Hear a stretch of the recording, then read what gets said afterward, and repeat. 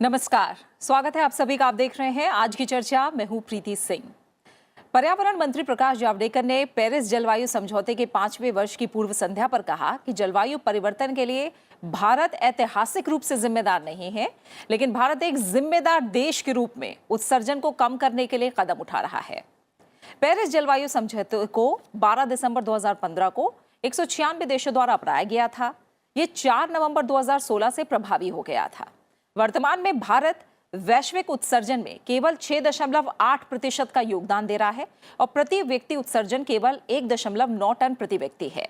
इसकी तुलना में संयुक्त राज्य अमेरिका को अगर देखें तो उसका उत्सर्जन वैश्विक उत्सर्जन का 13.5% है और प्रति व्यक्ति 15.52 टन है।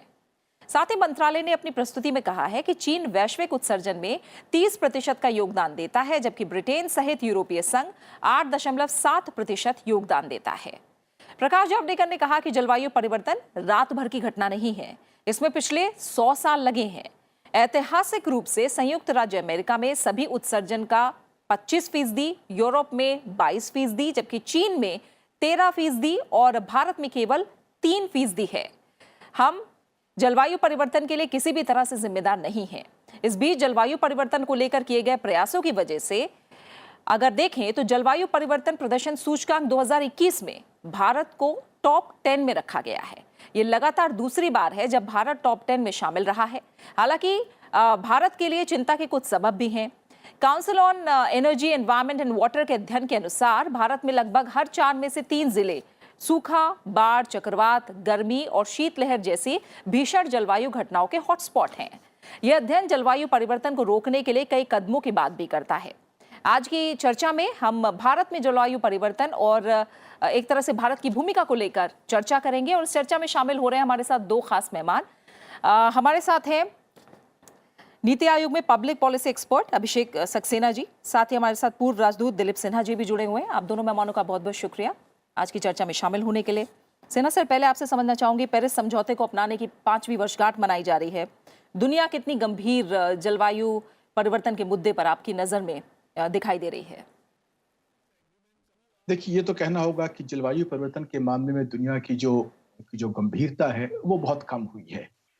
पेरिस समझौता अपने आप में एक बहुत कमजोर समझौता है और अब तो एक रिपोर्ट कल परसों आया यूनेप का, जो अंतर्राष्ट्रीय पर्यावरण संस्था है, उसने रिपोर्ट दिया कि पेरिस समझौता यदि सारे देश लागू कर भी दें तब भी जो टेम्परेचर का जो बढ़त है वो कम से कम 3 डिग्री सेल्सियस तो हो ही जाएगी, जबकि पेरिस समझौते ने टारगेट रखा है 2 डिग्री का।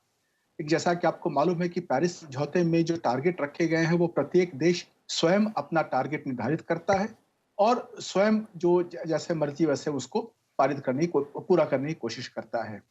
तो सारे यदि जो पेरिस के जो एनडीसी बोलते हैं, नेशनल डिटरमिन्ड कंट्रीब्यूशन, अगर उसे जोड़ भी दिया जाए तो पेरिस समझौता का जो लक्ष्य है वो प्राप्त नहीं होता है।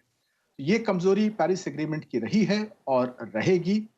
इसीलिए हर वर्ष जो एक्टिविस्ट है क्लाइमेट चेंज के, वो बोलते हैं कि बाकी देश, जो सारे देश अपने जो एनडीसी है उसको और मजबूत करें और दृढ़ करें और उसे जल्दी लागू करें। तो इसमें कोई बहुत आशाजनक स्थिति नहीं है इस वक्त। आशा की एक ही किरण नजर आ रही है कि इस वर्ष कोविड के कारण यूनेप ने कहा है कि 7 या 8% की कमी हो जाएगी उत्सर्जन में। तो शायद उसी बहाने कुछ कोविड के बहाने कुछ लाभ दुनिया को हो जाए, लेकिन पेरिस समझौते के कारण हमें कोई आशावाद होने कोई कारण नहीं है। ठीक है। अभिषेक सक्सेना जी, पेरिस जलवायु समझौते के अनुसार देखें तो हमारी उत्सर्जन तीव्रता 33.35% तक कम होनी चाहिए थी और 21% गैस का उत्सर्जन हमने कम कर लिया है और जो बाकी लक्ष्य है हम आने वाले 10 सालों में हासिल कर लेंगे। जलवायु परिवर्तन की चुनौती के लिए भारत ने क्या क्या बड़े कदम उठाए हैं? जी, तो देखिए, जैसा कि सिन्हा सर ने बताया कि हम जो पूरा देश है इस समय व्यापक चुनौतियों से गुजर रहा है। तो हम लोग इस समय पेरिस पैक्ट के अंदर जो हम लोगों ने आईएनडीसी टारगेट्स अपने लिए फिक्स करे थे, जिसमें सबसे बड़ा टारगेट था कि हम अपनी एमिशंस इंटेंसिटी जो है वो 30 से 35% कम करेंगे बाय 2030। और दूसरा था कि हम 40% जो अपनी एनर्जी जनरेशन है वो रिन्यूएबल से तीसरा था कि हम 2.5 मिलियन से 3 million tonnes of carbon sink produce करेंगे।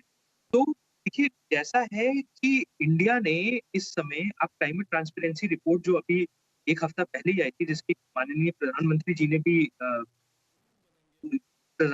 ने भी उस कार्य को सराहा कि इंडिया जो है एक अकेला G20 नेशन है जो ऑन ट्रैक है 2 डिग्री सेल्सियस टेम्परेचर राइज को रोकने के लिए और पेरिस पैक्ट के कमिटमेंट्स पे कार्यरत है पूरी तरह। तो उस सेंस में हम लोगों ने क्या बोलते हैं काफ़ी ज़्यादा काम करा है।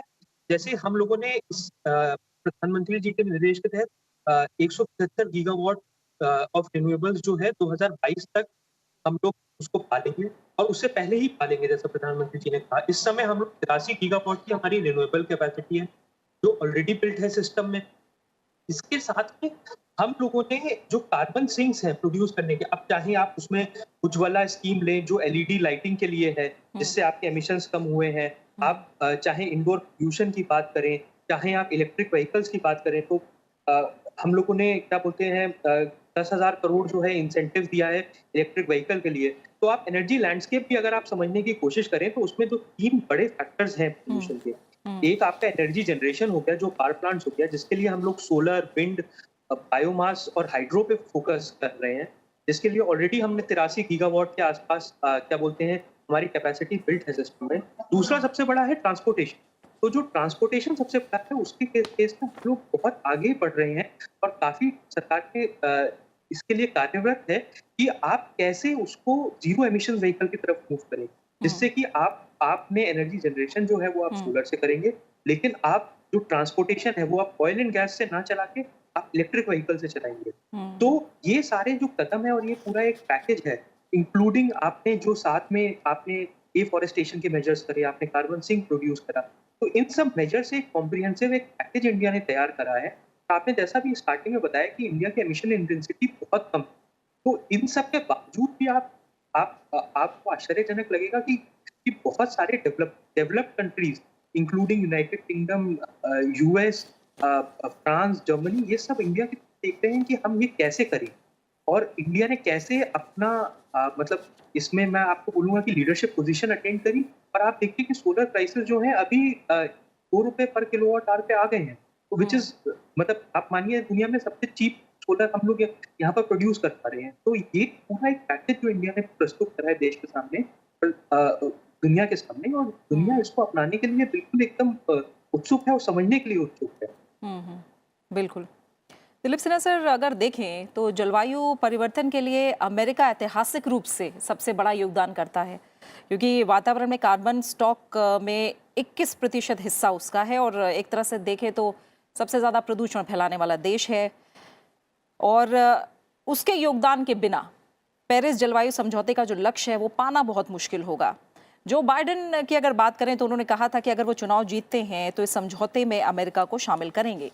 आप कैसे देखते हैं वहां सत्ता परिवर्तन कैसा असर एक तरह से जलवायु परिवर्तन के मुद्दे पर डालेगा? देखिए, अमेरिका की जो दोहरी नीति रही है क्लाइमेट चेंज के प्रति, वो सबको मालूम है। क्योटो प्रोटोकॉल जो आज से 20 वर्ष पहले बनाया गया था, उसमें हस्ताक्षर किया अमेरिका ने, लेकिन उसमें शामिल नहीं हुआ।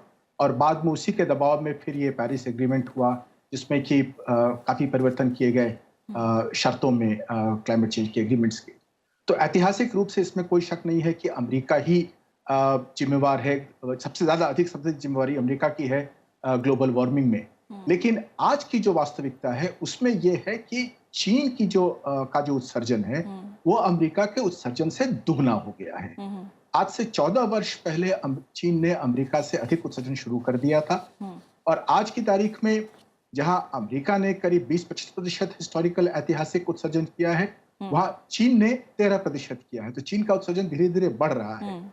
यदि आज हम बात करें ग्लोबल वार्मिंग की और क्लाइमेट चेंज के टारगेट्स को अचीव करने की, तो उसमें अमेरिका का योगदान जरूरी है ही, साथ में चीन का योगदान ज्यादा जरूरी हो गया है, क्योंकि चीन की जो उत्सर्जन है वो अभी भी बढ़ रहा है। और चीन ने यह घोषित किया है कि उसका जो पीकिंग है, उसका जो शिखर है, वो आज से 10 वर्ष बाद होगा, 2030 में होगा।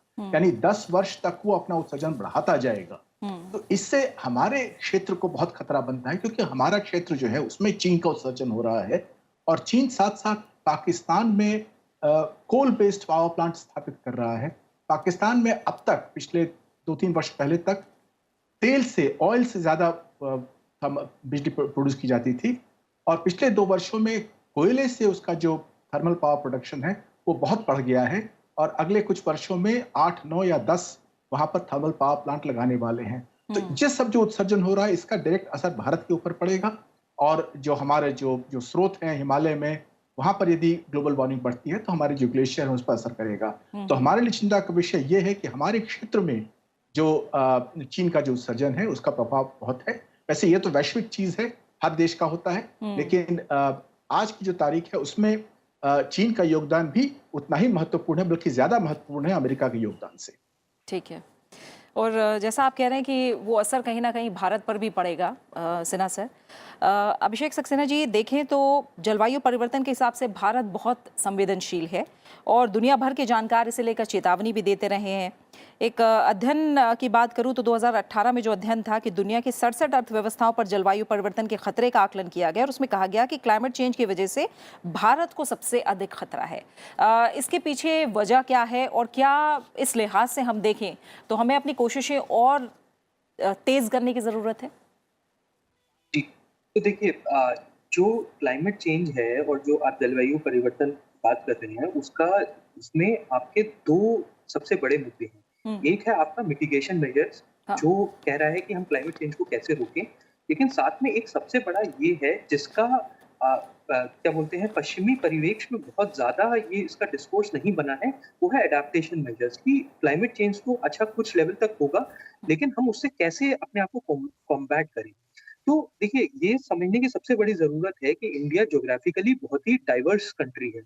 तो नॉर्थ में आपके ग्रेट हिमालयन रेंजेस हैं, आपका सदर्न जो है वो पूरा कोस्ट लाइन है, आपकी 70% जो आबादी है जो एग्रीकल्चर पे डिपेंडेंट है।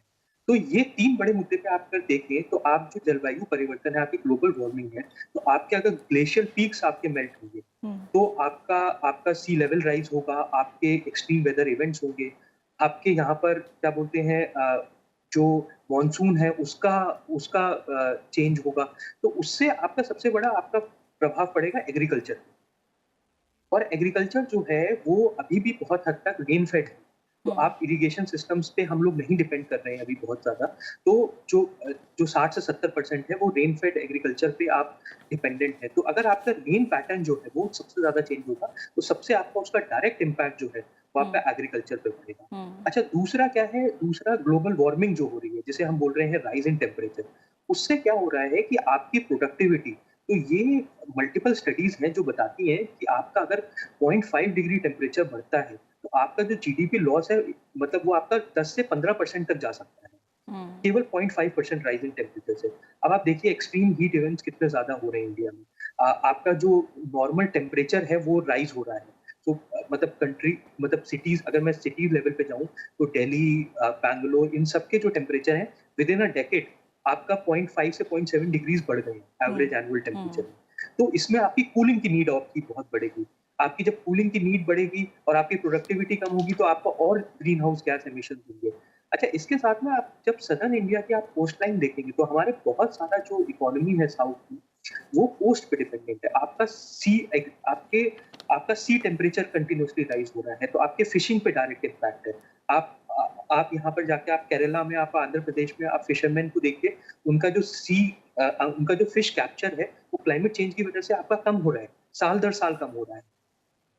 उसके साथ में आपके कुछ कोस्टल सिटीज हैं जो आपके सबमर्ज हो सकते हैं। तो ये भले ही आपको लग रहा हो कि अगले 10 साल या 20 साल में नहीं हो रहा होगा, लेकिन ये अगले 50 साल में बिल्कुल आपके सामने एक रियलिटी के फॉर्म में आपको प्रेजेंट होगा। तो आपके सिटीज जो है, आपके लो लाइंग एरिया सबमर्ज होंगे, जहां पर आप फार्मिंग कर रहे हैं, जहां पर आप एग्रीकल्चर कर रहे हैं, वो पूरा का पूरा एरिया सबमर्ज हो जाएगा। आपके फिशिंग पे इम्पैक्ट होगा, आपकी कम्युनिटीज को आपको मूव करना पड़ेगा और जगहों पे। तो ये सारा इम्पैक्ट जो है इंडिया जैसे कंट्री में मतलब बहुत ज्यादा तेजी से देखने को मिलेगा with in next 10 to 15 years. और इसके लिए हमें एक अलग से मेजर्स लेने पड़ेंगे। हमने जो मिटिगेशन के लिए लिए हैं उससे अलग, जो हम लोगों ने कार्बन एमिशंस कम करने के लिए मेजर्स हैं, वो तो हैं ही, लेकिन इसके साथ में हमें जो हो रहा है, जो हम मान रहे हैं कि इनएविटेबल है, जो होकर ही रहेगा, क्लाइमेट चेंज या ग्लोबल वार्मिंग जो है, हम्म। उसके लिए हमें अपनी कम्युनिटीज़ को रेज़िलिएंट करना पड़ेगा। हमें लोगों को एजुकेट करना पड़ेगा, हमें नए स्किल्स देने पड़ेंगे, हमें मेजर्स लेने पड़ेंगे उसको उसको कॉम्बैट करने के लिए। ठीक है। उसने सर जैसा आपने कहा कि कोविड की वजह से हो सकता है अच्छा असर हमें दिखाई दे आगे जाकर, लेकिन क्या ये एक चुनौती भी बन सकता है क्योंकि कोविड महामारी के बीच पर्यावरण, जलवायु परिवर्तन और इसके साथ एक और एस्पेक्ट जुड़ा हुआ है अर्थव्यवस्था में मंदी और जलवायु परिवर्तन के लक्ष्य को हासिल करने के लिए अर्थव्यवस्था के हर अहम सेक्टर को इको फ्रेंडली बनाना ये तो पहली शर्त होगी ही। तो क्या ऐसा लग रहा है कि इसका कुछ नेगेटिव इम्पैक्ट अर्थव्यवस्था को पटरी पर लाने के लिए तमाम देशों की तरफ से दिख सकता है? हाँ, इसका बहुत खतरा है क्योंकि कोविड के कारण जो आर्थिक मंदी आई है विश्व में, उससे उभरने के लिए देशों ने जो पैकेज दिए हैं, स्टिमुलस पैकेज जिसे बोलते हैं, वो लगभग $11 ट्रिलियन का है। अ, अब अब चूंकि सारा जोर जो है वो आर्थिक मंदी से उभरने का है, इसलिए ध्यान बट गया है लोगों का क्लाइमेट चेंज से हट करके आर्थिक मंदी दूर करने का। यही हुआ था 2008 में जब विश्व ग्लोबल रिसेशन हुआ था, तो उस वक्त भी यही ध्यान लोगों का बट गया था और यूरोप में जो जहां पर कि बहुत ज्यादा दबाव था क्लाइमेट चेंज के लिए, वो धीरे धीरे हल्का पड़ गया क्योंकि अनएम्प्लॉयमेंट दूर करना, बेरोजगारी दूर करना सरकार का पहला लक्ष्य हो गया था और क्लाइमेट चेंज पर नजर थोड़ी हट गई थी। तो इसका खतरा है, लेकिन हम इसे एक चुनौती के रूप में भी ले सकते हैं क्योंकि जैसा कि लोगों ने स्वयं देखा कि जब कोविड के कारण जब लॉकडाउन हुआ देश में, तो वातावरण अपने आप साफ हो गया और समतल इलाके से आप पहाड़ की चोटियां नजर आने लगी, नदी का पानी साफ हो गया। तो इससे एक बात स्पष्ट हुई लोगों को कि ये जो प्रदूषण है और नदी का जो जल का जो प्रदूषण है, वातावरण का प्रदूषण है, वो हमारे हाथ में है और हमारे करनी के कारण हो रहा है। यदि हम जो नए उद्योग लगाएंगे, यदि हम उसमें कोशिश करें, प्रयास करें कि ये प्रदूषण नहीं हो, तो ये प्रदूषण हम कम कर सकते हैं। और भारत जैसे देश के लिए जहां पर कि मैन्युफैक्चरिंग में, उत्पादन में हम आगे बढ़ना चाहते हैं, तो हमें नए उद्योग लगाने हैं। तो यदि हम नए उद्योग नई टेक्नोलॉजी से लगाते हैं और नए ऊर्जा के स्रोतों से लेते हैं, तो हम एक तरह से जैसे अंग्रेजी में कहते हैं लीप फ्रॉग करके, कि हम वो गलतियां ना करें जो अन्य औद्योगिक देशों ने किया है और हम सीधा उन नई टेक्नोलॉजी में ही उतरें ताकि हम एक तो प्रदूषण से बच सकें और दूसरा इन नई टेक्नोलॉजी में हम विश्व के अग्रणी हों और हम अन्य देशों को सहायता दे सकें। यदि हम पुरानी टेक्नोलॉजी में पीछे जाएंगे तो हम हमेशा पीछे ही रहेंगे। इसलिए हमें एक चुनौती के रूप में से लेना चाहिए कि हम नई टेक्नोलॉजी में आगे बढ़ेंगे और उसमें दुनिया को नेतृत्व उसको देंगे। ठीक है, दुनिया को नेतृत्व देने की बात जैसे आप कह रहे हैं, अभिषेक सक्सेना जी क्या लग रहा है अब जो तमाम देश इस समझौते में शामिल हैं, भारत लक्ष्यों को प्राप्त करने के लिए अपने हर वादे को पूरा कर रहा है और तेज गति से आगे भी बढ़ रहा है, तो क्या भारत नेतृत्व करता दिखाई दे सकता है, बाकियों के लिए एक उदाहरण बनता दिखाई दे रहा है? बिल्कुल, मेरा तो ये कहना है कि आप ये मानिए कि पिछले 2-3 साल से आप देखिए, तो जैसे एनर्जी जनरेशन है, तो उसमें भारत ने एक अच्छा उदाहरण पेश करा है और भारत और दूसरे देशों के लिए एक मिसाल के तौर पे निकल के आया है। हाँ। तो आप ये मानिए कि यहाँ पर जो सोलर के प्राइसेज़ हैं, वो लोएस्ट इन द वर्ल्ड आ गए हैं, आपके सबसे कम हो गए हैं। तो ये कंट्रीज जैसे यूएस हो गए, यूके हो गए, उनको नहीं पता है कि आप कैसे ये आपको प्राइसेस जो है सोलर के कम करें। और जैसा कि सिन्हा सर ने भी बोला कि हम जो है पोस्ट कोविड वर्ल्ड में जैसे ही हम रिकवरी की तरफ देख रहे हैं, तो देखिए जो ग्लोबल लीडर्स हैं, जो स्टेट्समैन हैं, वो एक्चुअली में ये चाह रहे हैं कि हम ग्रीन ग्रोथ की तरफ जाएं। और जैसा कि प्रधानमंत्री ने भी कहा है कि हम रीबिल्ड कर रहे हैं, लेकिन रीबिल्ड सस्टेनेबली हम करना चाहते हैं। तो ये देश के जो प्रतिनिधि हैं, जो डेवलप्ड नेशंस के प्रतिनिधि हैं, वो सब ये चाह रहे हैं कि हम एक्चुअली में रीबिल्ड करें, लेकिन हम रीबिल्ड पुरानी गलतियों के साथ में ना करें, हम कोल पे ना करें, हम फॉसिल फ्यूल्स पे ना करें, हम सस्टेनेबल मीन्स पे करें। और इंडिया ने एक्चुअली काफ़ी सारा एक ब्लूप्रिंट तैयार कर दिया है दुनिया के लिए, जिसमें वो आपको बता रहे हैं कि देखिए आपको ये स्टेप्स लेने पड़ेंगे, इससे आप जो है अपने एमिशंस कम कर सकते हैं। इंडिया जिसका आपने मतलब आपने इंट्रोडक्शन में ही कहा कि इंडिया का एमिशंस जो है वो बहुत कम है और यूएस से आई थिंक 1/10 या 1/15 के रेशियो में है पर कैपिटा बेसिस पे। लेकिन इतना कम एमिशंस होने के बाद भी हम लोग जो है उसके लिए कार्यरत हैं और इंडियंस मतलब इंडियन गवर्नमेंट और इंडियंस एज अ होल जो है कमिटेड है उसके लिए कि हम कैसे एमिशंस को कम करें। तो इस केस में आप चाहे वो सोलर का एग्जांपल हो, चाहे आप वो विंड का एग्जांपल हो, चाहे वो इलेक्ट्रिक व्हीकल्स का एग्जांपल हो, आपने आपने आप देखेंगे कि इंडिया ने इस समय 20 लाख इलेक्ट्रिक रिक्शा जो है वो रोड पे लाके रख दिए हैं। तो यहाँ पर इतनी तेज ग्रोथ हुई है, हम लोगों ने पॉलिसी मेजर्स इसके अराउंड इतने सारे लिए हैं। चाहे वो 10,000 करोड़ रुपए का फेम इंसेंटिव हो, चाहे वो परमिट वेवर हो, चाहे रजिस्ट्रेशन फी हो। तो ये गवर्नेंस मैकेनिज्म्स है जो ग्रीन ग्रोथ के लिए एक्चुअली में एक मैं कैसे बोलूँ एक ढांचा के तौर पे प्रस्तुत करा है इंडिया ने वर्ल्ड के लिए। वो जो वो एक ढांचा है वो लोगों के लिए एक सीख है, सबक है जिससे ना केवल डेवलपिंग नेशंस बल्कि डेवलप्ड कंट्रीज भी जैसे यूएस और यूरोप और ओईसीडी के कंट्रीज हैं वो भी सीखना चाह रहे हैं कि हम एक्चुअली में ये कैसे प्रेजेंट करें। आपने एक पब्लिक पॉलिसी मैकेनिज्म बनाया, आपने एक गवर्नेंस स्ट्रक्चर बनाया जिससे आपके सोलर के प्राइसेस कम आए, आपने एसपीवीज क्रिएट करे, आपने इलेक्ट्रिक व्हीकल के लिए इंसेंटिव्स दिए, आपने एक पॉलिसी मेजर चेंज करे उसके लिए। तो आप कैसे इसमें आगे बढ़ रहे हैं तो इसको ये जो है ये मैं एक उदाहरण के तौर पे आपको एक एग्जांपल देता हूँ कि जैसे यूएस है। यूएस में आप देखेंगे कि बहुत हद तक जो मूवमेंट है लोगों का वो कार के द्वारा है और कार्स वहाँ पर उन लोगों की मैन्युफैक्चरिंग फैसिलिटीज जो है कार्स भी जो है वो बहुत एनर्जी कंज्यूमिंग है मतलब वो बहुत ज्यादा तेल लेती हैं पर किलोमीटर चलने के लिए। इंडिया में कार्स उतनी ज्यादा एनर्जी कंज्यूमिंग नहीं है लेकिन और इंडिया में लोग और तरह के एफिशिएंट मोड से चलते हैं जैसे आपके इलेक्ट्रिक रिक्शा हो गए, आपके ऑटोज हो गए, आपके मेट्रोज हो गए। तो वो कंट्रीज एक्चुअली अब इंडिया की तरफ आप देख रहे हैं कि कैसे हम ये type of mode of transport जो एनर्जी एफिशिएंट है, जो ग्रीन है, जो जीरो एमिशंस है, हम उनकी तरफ कैसे मूव करें। तो इंडिया ने एक पूरा एक ब्लूप्रिंट और एक ढांचा जो है वो मेरे हिसाब से एक देश पूरी दुनिया के लिए बनाया है जो पूरी दुनिया इसको इसको देख के सीख सकती है और अपने अपने देशों में उसको इम्प्लीमेंट कर सकती है। ठीक है। और दिलीप सिन्हा सर, मैं ये जानना चाहूँगी आखिर में कि जो जिन्हें योगदान देना चाहिए और ख़ासकर जो बड़े देश हैं जैसे आपने भी बताया और उतना योगदान उनकी तरफ से मिल नहीं रहा है, क्या लग रहा है कि कोई दबाव उन पर काम करेगा या क्योंकि काफ़ी देर हमें ऑलरेडी पहले ही हो चुकी है, तो क्या करना होगा इसके लिए ताकि योगदान सबका बराबर हो? देखिए, हमने बहुत कोशिश की पिछले 30 वर्षों में कि अमेरिका के ऊपर दबाव डाल करके और औद्योगिक देशों पर दबाव डाल करके ऐतिहासिक उत्सर्जन की बात की हमने, उससे कोई फायदा नहीं हुआ। आज की तारीख में स्थिति यह है कि अंतर्राष्ट्रीय दबाव बहुत कम हो गया है, लेकिन हमें जो करना है वो हमें अपने आप के लिए करना होगा। हाँ। हमें ये मान के चलना है कि हमें यदि अपना वातावरण स्वच्छ करना है और हमें अपने आप को यदि सांस लेने की हवा चाहिए, स्वच्छ हवा चाहिए, पीने के लिए स्वच्छ जल चाहिए, तो हमें अपने भविष्य के लिए काम करना होगा, न कि इसलिए कि अंतर्राष्ट्रीय दबाव पड़ रहा है। और हमें इतनी क्षमता नहीं है कि हम चीन पे या अमेरिका पे दबाव डाल सकें कि वो अपना उत्सर्जन कम करें। जब वो करेंगे तब करेंगे। हम अपना उदाहरण निश्चित रूप से दे सकते हैं और एक ऐसा करके दिखा सकते हैं कि हम इस रास्ते पे चल रहे हैं, हमारे साथ जो आना चाहें वो आएं, बाकी जो अपना कर रहे हैं अपना करते रहें, क्योंकि हम उन पर दबाव डाल नहीं सकते हैं इस प्रकार कोई। बिल्कुल। और अभिषेक सक्सेना जी, आखिर में आप से जानना चाहूंगी क्या चुनौतियां इस राह में नजर आ रही हैं और दिशा क्या दिख रही है फिलहाल? के लिए तो सबसे बड़ी चुनौती इस राह में ग्लोबल कोलैबोरेशन है।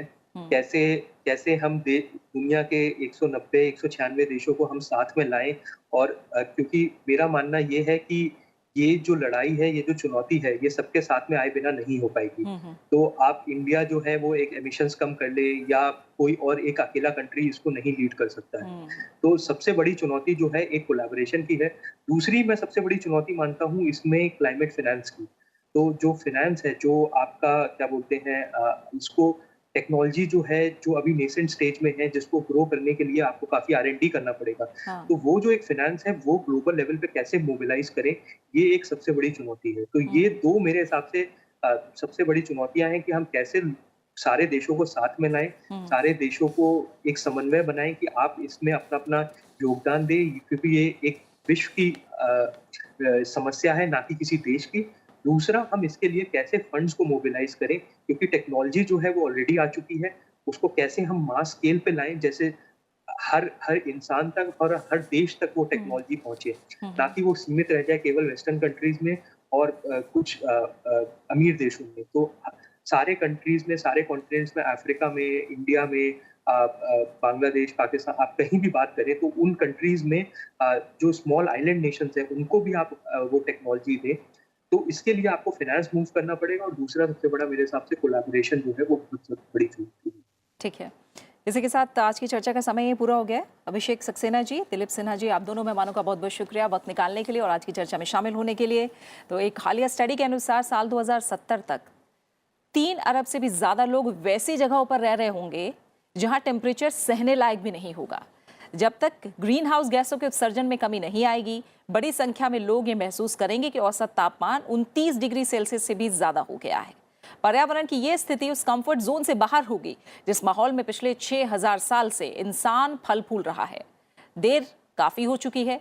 संयुक्त राष्ट्र की एक रिपोर्ट के मुताबिक भले ही पेरिस जलवायु समझौते पर अमल की कोशिशें की जा रही हैं, लेकिन दुनिया 3 डिग्री सेल्सियस तापमान वृद्धि की तरफ बढ़ रही है। इसलिए विकसित और विकासशील, छोटे और बड़े सभी देशों को मिलकर कड़ी नीति और उस पर कड़ाई से अमल करने की बेहद जरूरत है। इसी के साथ आज की चर्चा में फिलहाल इतना ही। आप इस कार्यक्रम को YouTube पर भी देख सकते हैं। नमस्कार।